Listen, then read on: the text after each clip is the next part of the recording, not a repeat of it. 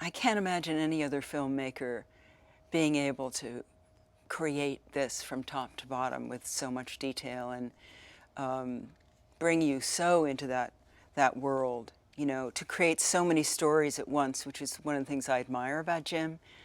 Jim, the storyteller, doing this sort of, you know, coming-of-age movie that was also a great love story that was also, and perhaps most importantly, the story of these two worlds colliding. I remember having lunch with Jim, and he started to talk about this kind of forest girl who could communicate with the animals and with the plants, who had a special gift of connection with living things, and who had perhaps eventually a strong connection with Ewa.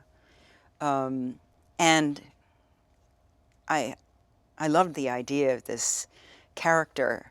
And then he said, well, and she's going to be about 14. And I said, oh. And he said, and you and I know how immature you are, so I think you can handle this.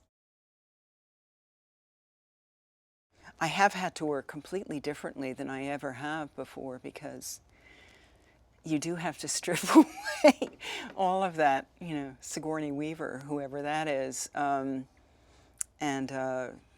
it's been kind of an amazing experience to go back in time and be with that person every day. And it's been quite an incredible year.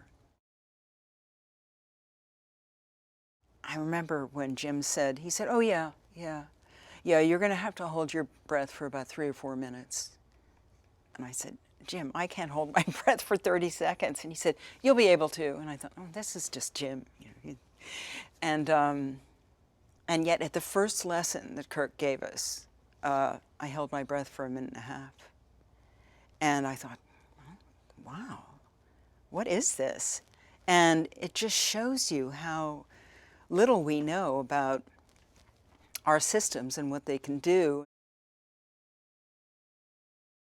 Zoe and I had a lot of fun because, you know, she would say, you know, you really need to, as the Na'vi woman, you need to, you know, conduct yourself like this. And, you know, she'd say to my brothers, take care of Kiri. And I'd be like, what?